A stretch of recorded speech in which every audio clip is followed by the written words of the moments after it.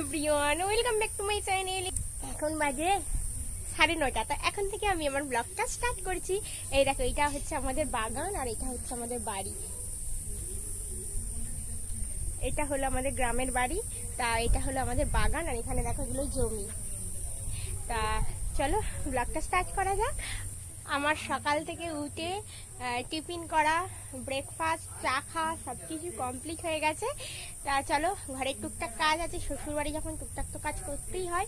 তা চলো ব্লগটা স্টার্ট করা যাক।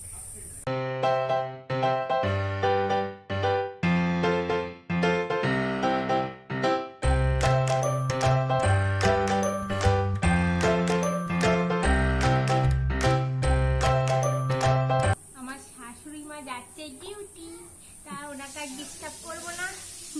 বাই করে দাও। সকালবেলা চলে আসছি।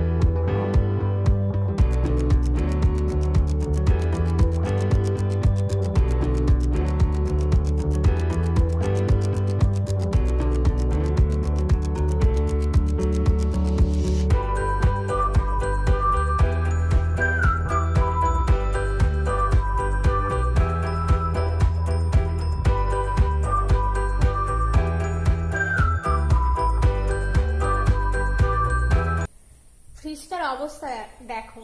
যেহেতু মায়েরা একা থাকে, তাই ওরা ঠিকঠাক ভাবে খুলে পরিষ্কারও করতে জানে না, আর ওরা জানতোই না যে এভাবে র্যাকগুলো খুলে পরিষ্কার করা যায় বলে।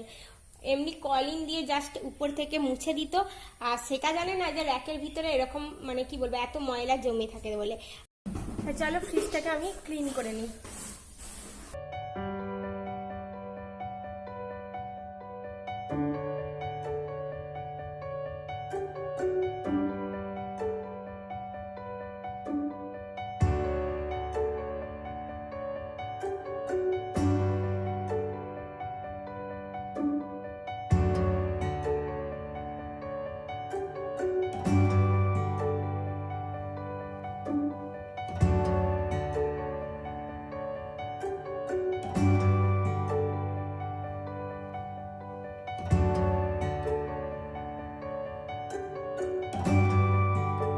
এই দেখো ফ্রিজটাকে আমি একদম ঝাঁ চকচকে করে দিলাম, কি অবস্থা হয়েছিল আর এখন কতটা পরিমাণে ক্লিন লাগছে।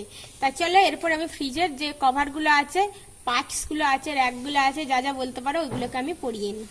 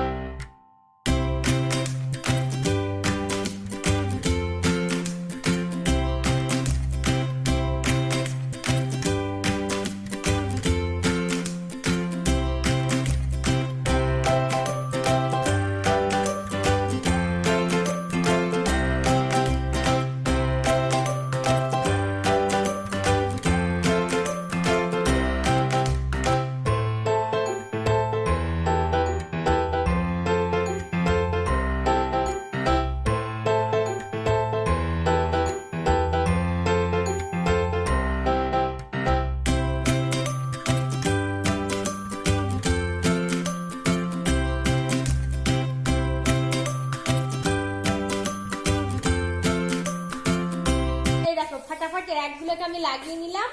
এরপর কাজ হচ্ছে ফ্রিজটাকে অন করা। আর এখন আমি যাবো স্নান করতে। চলো স্নানটা করে আসি। আর আজকে করবো আমি শ্যাম্পু। তার কারণ হলো কালকে বাইকে এসেছি, প্রচন্ড পরিমাণে একদম কি বলবো ধুলো হয়ে গেছে মাথায়। দেখো স্নান করে আমি চলে আসলাম।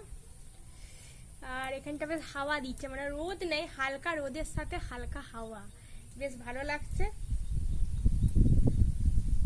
এখন গিয়ে আমরা করবো লাঞ্চ।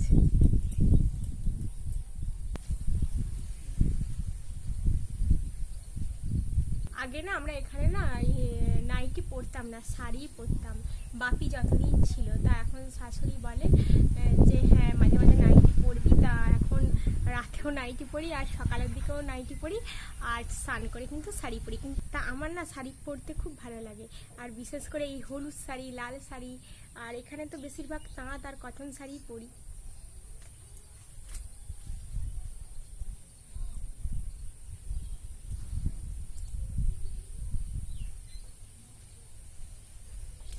চুলটাও শুকিয়ে গেল তোমাদের সাথে কথা বলতে বলতে। চলো এখানেই ব্লগটা এন্ড করবো, কারণ খেতে হবে, অর্ককে খাওয়াতে হবে। তা চলো।